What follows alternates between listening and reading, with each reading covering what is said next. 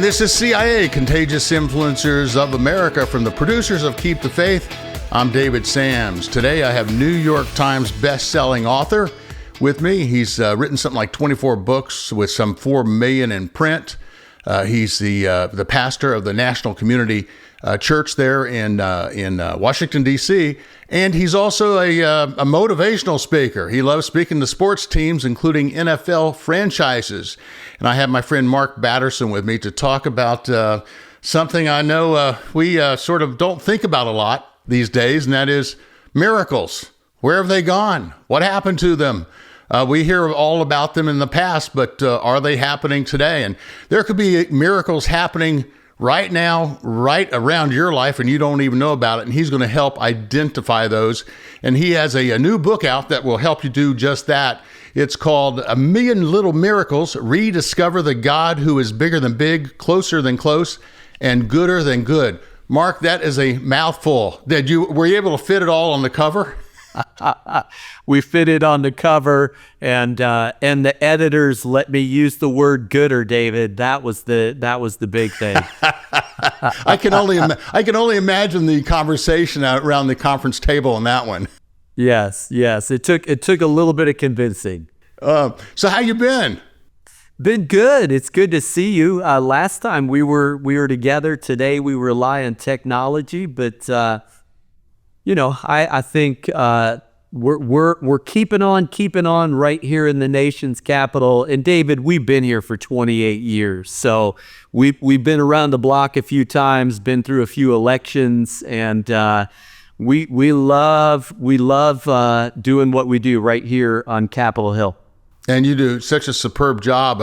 I love your office there. I always love looking at folks' offices in the background. It's like I always want to. I think the only one that has more books than you have is Max Lucado. But have you actually read every one of those books? I have read every one of those books. Do you want the very short backstory? Yeah. Please. So when I was in graduate school, I took one of those aptitude assessments, showed a low aptitude for writing. In other words, whatever you do, don't write books. And so writing is not a natural gifting. And so what I did, David, I read 3,000 books before I wrote one, and I kind of reverse engineered them. I wanted to learn kind of how a Max wrote, or a Malcolm Gladwell, or people that I really enjoy reading what they write. And so I'm sort of a self-taught writer, I guess. Yeah. Well, that's fantastic. So let's talk about this latest book, because I'm one who truly believes that people just don't understand. They don't realize the miracles all around them. I mean, sometimes I have to pinch myself and just think, wow, if I would have lived 100, 200 years ago, this, and this wouldn't have been possible. I mean, just to, I'm going to Colorado this week, just to get in Colorado without taking the wagon train and probably dying somewhere along the way. But, we complain about, oh my gosh, it's going to take a couple of hours. I mean, that to me is a miracle. I mean, so let's talk about that. What inspired this book?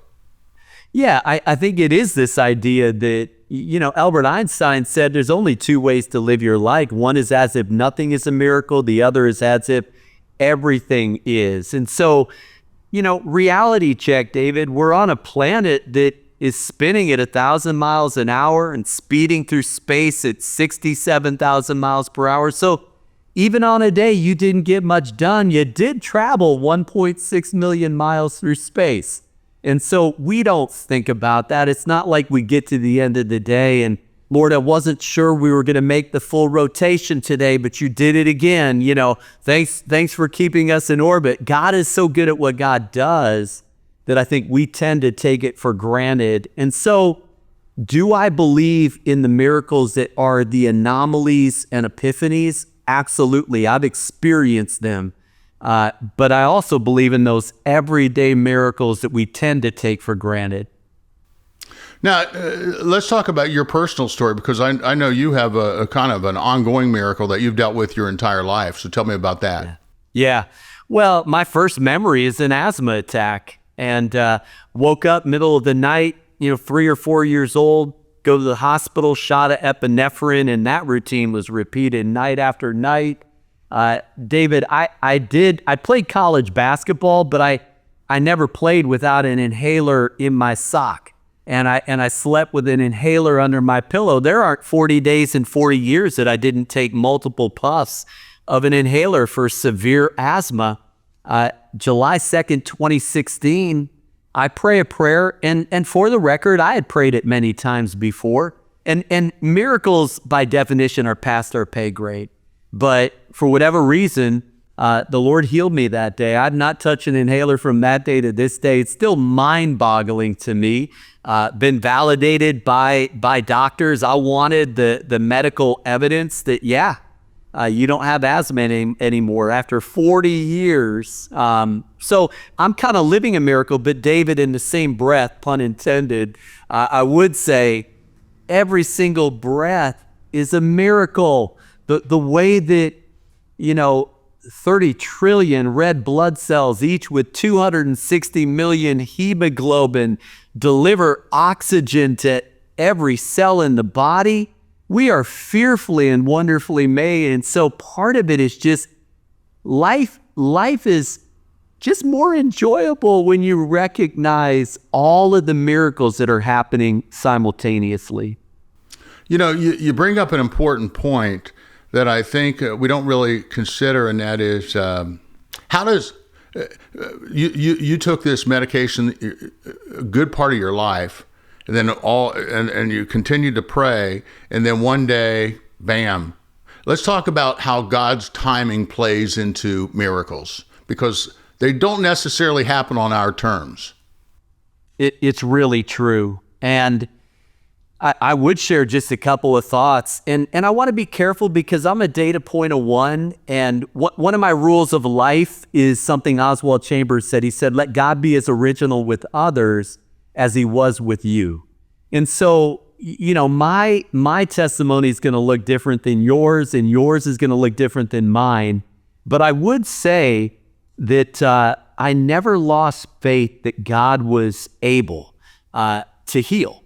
Now, I have a spiritual father who's 82, David, who says, by the way, even if God heals you, every healing miracle is still temporary because someday we meet our maker. That day will come.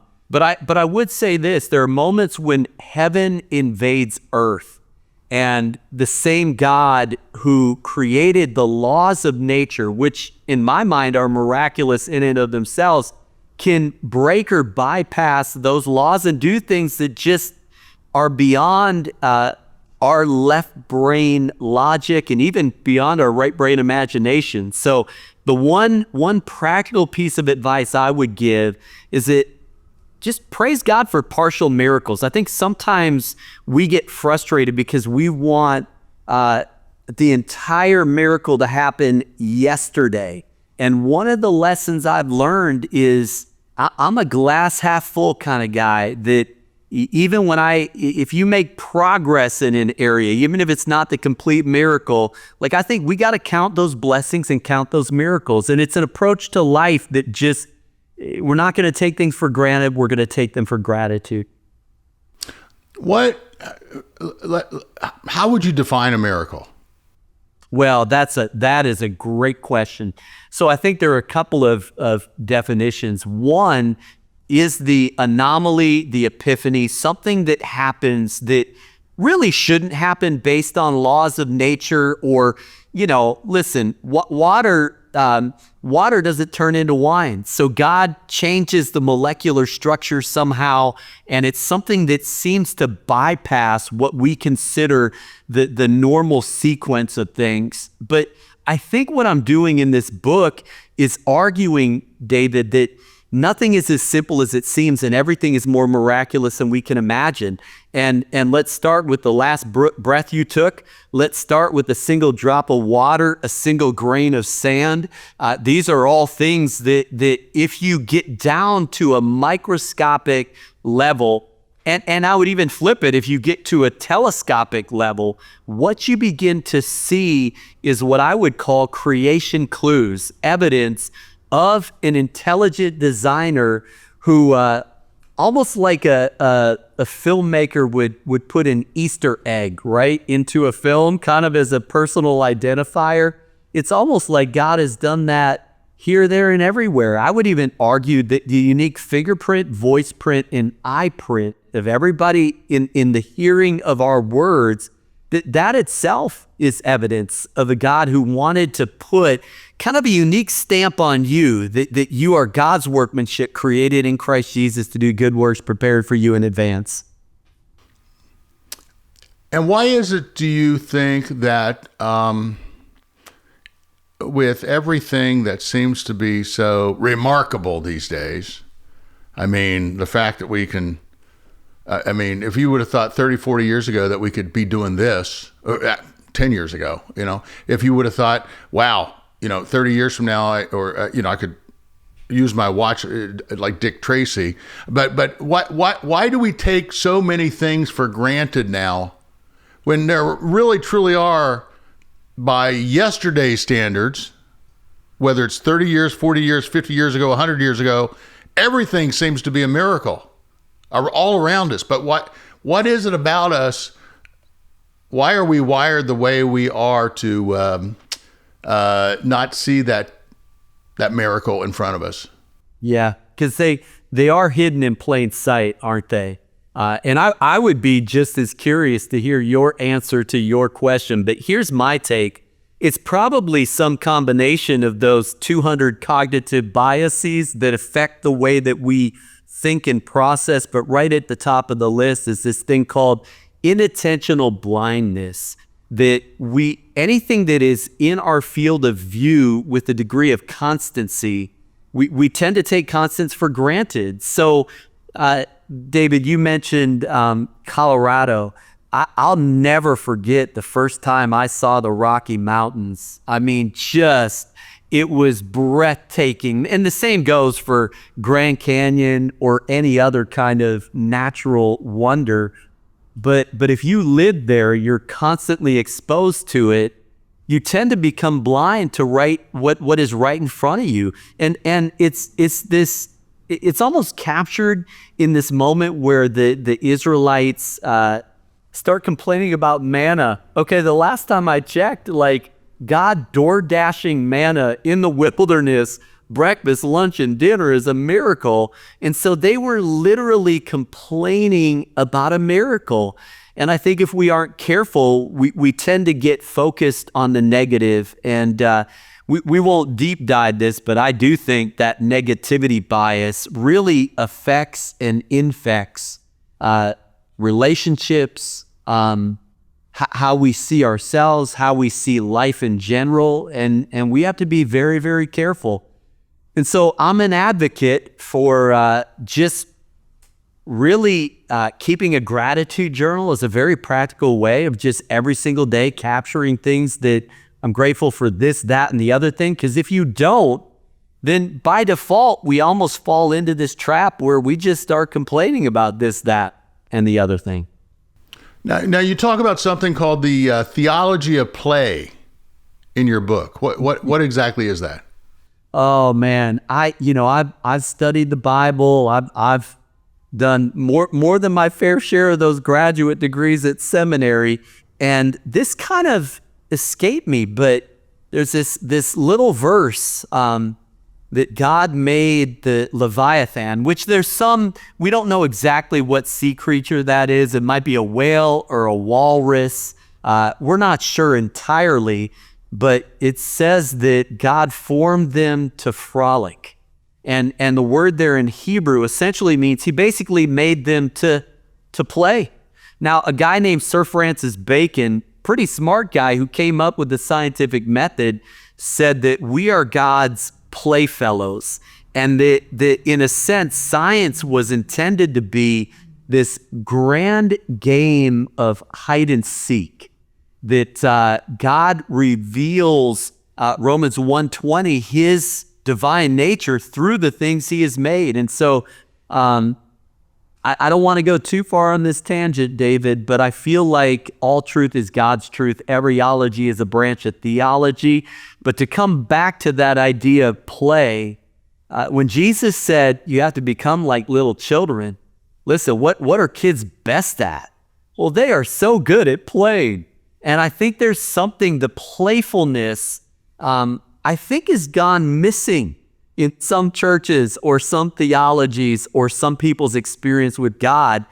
Some people think of God as a cosmic killjoy. No. God is in a good mood. God is the one who gave us 43 facial muscles that enable us to smile. God's the one who gave us the ability to laugh. And so I think playfulness is something that we need to rekindle and recapture. As you know, our radio show airs on music stations across the country and in Canada. And I know that you really believe that there's this, that you believe that there's in the miracle of music and the power of that form. Let's talk about that a little bit. Why is music so special? Well, isn't it interesting? If I don't say it, I'll forget it. Pythagoras said that a stone is frozen music. I've always been fascinated by that. There are indicators that with very sensitive bioacoustical equipment, that there is an indicator that everything sings a unique song, that every element in the periodic table emits and absorbs at a unique frequency. And so if you go all the way back to Genesis 1, it was Leonard Bernstein who said that the best translation of Genesis 1:3 is not, and God said, let there be light, but God saying, let there be light. And so there's almost this idea that music is woven into the fabric. I mean, the fact that whale songs can travel 10,000 miles underwater, like that's pretty amazing. And right now, we know exactly what's happening in heaven. That there's a song that they never stop singing, angels, elders, living creatures, holy, holy, holy is the Lord God Almighty, who was and is to come. And so, David, I think you can't not worship. We were created to worship. And one way that we do that is with the voice. And the fact that we have a unique voice print, I think even gives more credence that no one else can sing like you or for you. You have a unique song to sing to God with the time, talent, treasure that God has given to you. And that to me just makes it so meaningful. Like, David, like occasionally that old hymn, Great is Thy Faithfulness. Let's say there are 200 people singing that hymn simultaneously. They may be singing the same words, but they are singing radically different songs because they're singing out of God's unique faithfulness to them. And I just think that's such a beautiful picture of who God has created us to be. Well, nobody's going to want to hear me sing. Hey, we both probably sound pretty good in the shower, David. Yeah, I guess you could say that. Hey, what's on your hat? What's that, Doctor? Yeah, no, it's Dream with the DC flag right in the middle. Oh, okay. And but you're not the first one that thought I was Dr. AM. Yeah, I'm like, I love it. So how do you keep all of these stats in your brain? How do you keep them? How do you make it work? Well, I probably ought to shout out a few editors right here because 688 footnotes may be the most footnotes ever. But I do not have I don't have a great memory verbatim, but I'm really good at remembering where I read things. And I love reading everything from astrophysics to quantum mechanics to everything in between. I'm fascinated by neuroanatomy. It doesn't mean I'm an expert in any of these things. I probably know enough to be dangerous, but I have Albert Einstein said, never lose a holy curiosity. And I guess there's just a curiosity for everything that I encounter. And it's something that some of us tend to outgrow. And I would argue that we've got to recapture that childlike curiosity as an expression of faith. I think childlike curiosity comes really close to what it means to become like a little child. So for somebody watching this right now and just thinking, wow, you know what, I've been praying for a miracle for a long time, and I just don't think God hears me. What would you say to that person? Yeah, well, I mean, the first thing I would say is tell me more, because I want to hear more of that story. And I've been disappointed, frustrated. There have been moments where, all of us have one of those David moments that Jesus then quoted on the cross. My God, why have you forsaken me? And God feels so far away. But I really do believe in a God who is not just transcendent, but immanent, who knows the hairs on our head, who has our names tattooed on the palm of his hand. You are seen, heard, and loved by God. And I don't have the human capacity to explain everything. David, I have a Deuteronomy 29:29 file, and that verse says that the revealed things belong to us, but the secret things belong to God. And so I've lost loved ones in ways and at times where it just didn't seem right, that conjures up questions like, God, where are you and how could you let this happen? I've had things personally that have been pretty devastating, but I will say a couple of things. That one, I put them in that file because I know that some things won't make sense on this side of the space-time continuum. But I would also say that somehow grief has increased my capacity for joy. The human condition is none of us get to sidestep death. None of us get to sidestep sickness. None of us get to sidestep loneliness or at times anxiety and depression. Such is the human condition. But I promise you, there's a God who will never leave you nor forsake you, a God who sticks closer than a friend. And he is an ever-present help in time of need. And so I'm just so grateful for a relationship that has gotten me through thick and thin. So I want you to do me a favor. I want you to just direct a camera, tell our folks the name of your book and what you hope they get out of it. Yeah. Well, the name of the book is A Million Little Miracles. And I will say a little tip of the cap to that song by Elevation. And Stephen Furtick was kind enough to endorse the book. So I did get an okay on that. But I think it's this idea, count your miracles, and your circumstances may not immediately change, but your perspective on those circumstances can change. I really believe that there are miracles all around us all the time. And the better we are at identifying those miracles, then it fills us with joy and we start living our life from a place of gratitude. And that's the game changer. And so when you start counting those miracles, what you realize, David, is you can't count that high. That God is bigger than big, closer than close, gooder than good. And my hope for the book is that you wouldn't just rediscover a million little miracles, you would rediscover the God of miracles. Well, once again, the book is called A Million Little Miracles, Rediscover the God Who is Bigger Than Big, Closer Than Close, and Gooder Than Good by Mark Batterson. Hey, Mark, it's been great having you. It's great catching up with you. I hope to see you again soon, either in D.C. or here in Nashville. It's been too long, my friend. I love it. I would love that, David. So here or there in between, look forward to the next time. Well, this has been CIA, Contagious Influencers of America, from the producers of Keep the Faith. Please do rate and review us. Please check out our website at KeepTheFaith.com, where you're going to find out all kinds of goodies. And of course, our ContagiousInfluencers.com website you can see all the episodes. Until next time, this is David Sams. Go out there and live that life in living color, because it sure is a heck of a lot more interesting than living it in black and white. I'll see you next time.